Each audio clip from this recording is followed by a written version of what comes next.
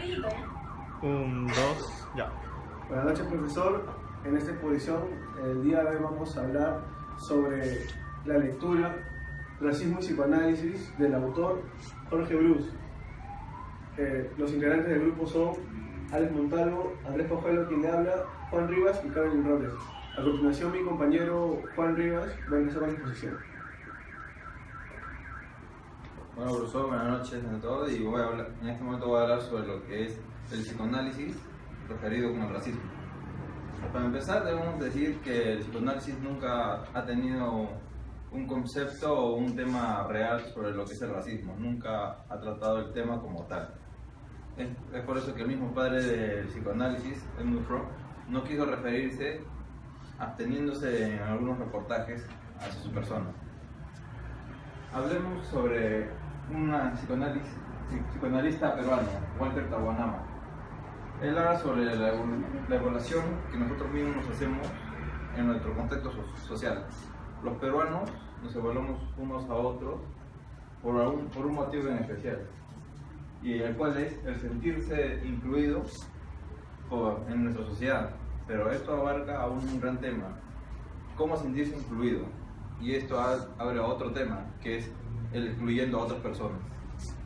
Es por eso que tiene un modelo matemático de 4 temas. El primero habla sobre los rasgos físicos, que es la apariencia física de la persona como tal, el color de piel, su forma de sus ojos, de sus labios, así como de su cabello y de su propio cultura.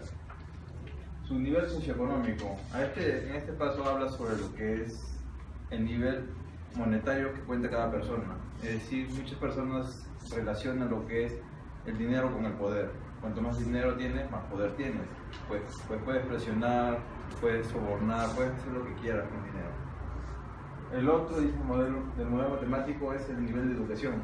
En el nivel de educación no solamente hablas si tienes una forma correcta de hablar el idioma o el lenguaje, sino también tu nivel educativo en lo que es carreras universitarias o superiores, o el intermedia, que solamente es colegios. El otro es la calidad de migrante. ¿Esto qué quiere decir? La calidad de migrante hace referencia de dónde viene la persona. Es decir, si tú vienes de tal lugar, eres una mejor persona, tienes una mejor presentación. Por ejemplo, acá en Perú hablan sobre los que vienen de Estados Unidos son mejores que los que están acá. Sabemos por experiencia que en muchos casos no es cierto, porque depende en sí, la educación, ya sea universitaria en el extranjero o aquí, depende en sí del estudiante, de la misma persona, no de la universidad ni del lugar que viene. El otro, en nuestro contexto social hay un constante mapeo. ¿Qué es el mapeo? Se podría entender el mapeo como una forma de hablar de un escáner social. Los peruanos siempre estamos escaneando a la otra persona, cómo está vestida, su contexto social, su forma de ser, siempre lo para escaneando a cada uno. En esto, Donald Moss propone la división en 2 ejes, las ejes de las abscisas horizontales o el eje de las ordenadas verticales. Acá podemos ver que en las ejes de los horizontales dice distancia. ¿A qué se refiere con la distancia? La distancia se refiere sobre la persona. Una persona abarca a demás personas en un círculo. A sus familiares, a sus más cercanos, las tiene más cerca. Pero a las personas que no concuerdan con él en sus ideas o en su forma de vida, las mantiene alejadas. Es decir, no están dentro de su círculo social, por decirlo de una manera. En el eje de ordenadas, en verticales, jerarquía dice. Cada persona establece, en la mayoría de los casos, qué persona debe ser valorizada según su educación, su dinero. Qué persona debería ser idealizada, es decir, algo a qué aspirar a llegar. Y quién es desvalorizada, es decir, qué persona no merece ser tratada como persona. Estas ideas son muy tergiversadas, pero en nuestro contexto social son muy reales y muy palpables. Como podemos ver en el siguiente tema, en la siguiente diapositiva, dice explicar el comportamiento humano en relación a los otros. Esto podemos verlo en autores como Cornelius o como Farrar del Al, quien es el que propone este comportamiento humano. Dice, repetir sin recordar. Debemos recordar que estos autores son psicoanalistas, pero que este tema no lo abarcan explícitamente sobre lo que es el racismo, sino el tipo de comportamiento, para entender el comportamiento de las personas. Primero está el repetir sin recordar. Esto se refiere a cuando una persona tiene experiencias traumáticas, pero las sigue repitiendo sin tener conciencia de por qué los hace. El segundo es la dicotomía de individuo-grupo. En estos puntos nos habla sobre cuando una persona está sola, trata de influir en otras. Es decir, tu forma de pensar y de cómo ver las cosas, tratas de influenciar a los demás para sentirte incluido en esa sociedad. Lo mismo pasa en el grupo. Cuando un grupo tiene una idea, trata de rechazar todo lo que es externo a ese grupo. La herencia biológica o genética. Este es un hecho más ambiguo que dice que nosotros actuamos en sí, nos vemos como el instinto, movemos con instinto. Si sentimos algo extraño, vemos una persona, por ejemplo, en la calle de San Isidro, una persona blanca, alta, de buena condición social, ve a una persona mal vestida o no elegantemente vestida, con un aspecto sospechoso y con rostro tipo étnico, por decirlo así, lo ve como un peligro para él, para su estatus, para su condición de él, y instintivamente se aleja de él o trata de mirarlo con desprecio para protegerse. El otro es el mecanismo de decisión, represión y proyección. Este tema en sí habla sobre inyectarse lo positivo y botar lo negativo, pero este negativo siempre va hacia otras personas. ¿Qué tipo de persona? Esa persona es la que no cumple con tus condiciones y estándares sociales. En la actualidad, en nuestra sociedad, es algo que está siempre palpable y presente. Por ejemplo, en el psicoanálisis nos dice mismo que cada peruano tiene cierta marginación hacia los demás, como decir, choleando a las personas, porque de esa forma puede decir los otros y sentirse a sí mismo protegido. Ahora daré parte a mi compañera para que pueda explicar la siguiente parte del tema de racismo.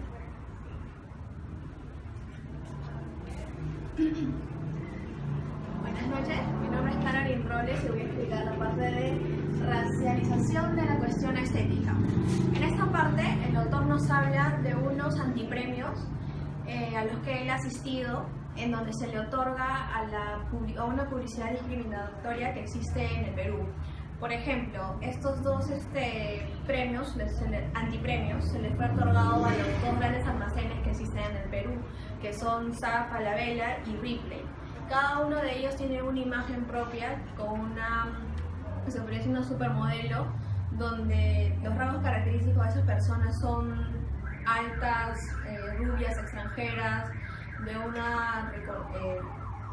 Hollywood, se podría decir, y altamente reconocidos, pero que prácticamente no se asemeja a nada a lo que es físicamente e ideológicamente a lo que es con los rasgos peruanos de las personas, ¿no? En este caso, se podría decir que va dirigido, es como una idealización, cómo el peruano desea ser o cómo el peruano desea verse al ver un producto, ya sea ropa o maquillaje, reflejado en estos modelos, pero que no se asemeja para nada. En un ensayo del autor Portocarrero se hace una encuesta, en este caso a ciudadanos mexicanos, donde se les pregunta cuál es su pareja ideal o la persona que más le agradaría tener al lado. En este caso ellos respondieron en primer lugar a actores nacionales, en este caso mexicanos, y después de ellos ya mencionaron a personajes o artistas norteamericanos o del extranjero, donde sorprendió bastante, ya que ellos se podría decir que han superado esa parte autóctona o parte de disminuirse o inferiorizarse ante personajes extranjeros, ¿no? Y preferir a lo nacional. Lo que no sucede aquí en el Perú. Aquí en el Perú siempre prefieren a lo que es el extranjero, o por ejemplo ellos mismos disminuyen su raza, su color de piel, su cabello. Hay algunas personas que tienen el cabello grueso, labios gruesos, pigmentación oscura, que ellos mismos tratan de ocultarse o tener algún filtro para no tener ese tipo de imagen ante los demás. Entonces, lo que quiere decir esta parte es la fuerte idealización que se tiene por querer ser como las imágenes de revistas o querer vestirse como esas personas o maquillarse. Por ejemplo, no se puede decir que una persona andina de rasgos étnicos muy fuertes y muy marcados puede usar los maquillajes o la ropa que promocionan, por ejemplo, las marcas reconocidas extranjeras como Maybelline y ese tipo de marcas. Y así se pusiera todo el maquillaje o la ropa posible, no podrá parecerse a ese modelo quien promociona el producto. Por lo mismo, se quiere que más que todo las marcas o las marcas que se presentan aquí en el Perú sean un poco más semejante a lo que es los rasgos peruanos, sin disminuir a nadie, ¿no? Gracias.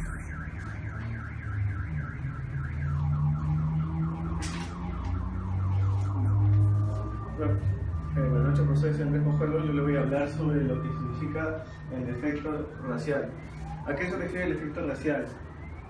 Para comenzar, hay una imagen que nosotros tenemos sobre lo que significa las razas, lo cual es algo imaginario porque no tiene asidero biológico en lo que respecta a lo que es raza, ya que todos en realidad partimos de lo mismo. Por dentro, por fuera, todos tenemos los mismos rasgos, somos de repente de diferente color, de diferente tamaño, pero no hay un asidero biológico el cual pueda decir que somos cada uno de una raza distinta. También, bueno, nosotros como peruanos muchas veces hemos nacido con ese chip con ese chip predeterminado a siempre tener estándares de personas y las dividimos desde niños por niveles socioeconómicos, por niveles estéticos y niveles afectivos. Esto quiere decir que desde muy pequeños a nosotros se nos vende una imagen de cómo deberían ser las personas por cada nivel socioeconómico, por cada raza, por cada nivel de afecto. Le voy a contar un caso que le sucedió al terapeuta, el autor del libro. ¿Qué nos dice? Una vez tuvo una cita con un hombre de 40 años que venía de la sierra, y esta persona le dijo que tenía un mal de amor, pero en el trasfondo eso no era el verdadero mal que tenía, sino que había pasado. Esta persona de la sierra le empieza a contar de que él, cuando estaba en su pueblo, era una persona blanca. Blanca, ¿por qué? Porque en su pueblo, había estudiado en la mejor escuela, era hijo de uno de los regidores del pueblo y tenía un estatus, se podría decir, elevado en su pueblo. Es por eso que él se decía llamar blanco, entre comillas, en su pueblo. Pero ¿qué pasó? Una vez que vino a Lima, él se dio cuenta de que en realidad la situación era otra. Él aquí ya no se sintió blanco, sino se sintió, como él mismo lo dice, un cholo más. Entonces, ¿qué pasa? Muchas veces esto es lo que sucede con las personas en general. El afecto que tienen por lo que deberían sentir en su raza, en su aspecto, se puede decir, personal, no lo tienen muy bien definido, y esto hace que las personas, se puede decir, discriminemos a los demás. A veces somos muy hipócritas en decir a las demás personas: oye, cholito, cholita, negrito, negrita, y chinito, chinita. Pero eso está mal, porque en realidad, más allá de mostrar un afecto, estamos también discriminando a la persona. A continuación, mi compañero Alex tendrá la exposición. Buenas noches, profesor. Mi nombre es Alex Montalvo. Y continuando con respecto al aspecto racial, como dijo mis demás compañeros, en el Perú vemos bastante apreciación por más al extranjero. Y en sí nosotros vemos en diferentes situaciones de que, o sea, un peruano chelea a otro peruano. En sí en la lectura, en gran parte se explica varios casos de personas que se nota el sufrimiento en sí por no ser, entre comillas, blancas en sí, o como ellos se identifican en sí, porque vemos un caso donde decía de que yo soy un poco más blanca que mi hermana y que quizás con un poco de apresuramiento mi hermana ha sido un poco menos blanca que yo. En sí, para mi opinión, eso no tiene nada que ver. En sí, todos somos en el Perú de una gran variedad de razas en sí. En sí, el Perú es un país multiétnico entre chinos, morenos y cholos, y vemos también otros casos que explica el autor, el psicoanalista, de que se ven cómo se marginan en las discotecas, cómo ha habido casos, supongamos, con respecto a la publicidad que explicó mi amiga Carolyn de Ripley, o si no también ha habido otros casos de que peruanos en sí marginan a personas que tienen una tez de piel diferente a la de ellas, como diciendo esa persona es de color puerta. Por ende se ha visto en las noticias, y quizás en el Perú muchas personas digan, no, yo no soy racista, o yo no choleo a la gente, pero muchas veces dicen las personas,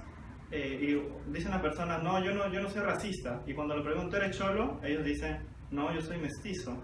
Eso vemos bastante, incluso hace poco hubo un reportaje sobre eso, en el cual el peruano o el limeño en sí no se identifica cholo, el estar orgulloso de tener, supongamos, apellido, supongamos, quizás andino, quizás ellos no se sientan cholos, pero por lo que tienen, entre comillas, un apellido extranjero, español comúnmente, ellos se sienten mestizos, más mestizos que cholos.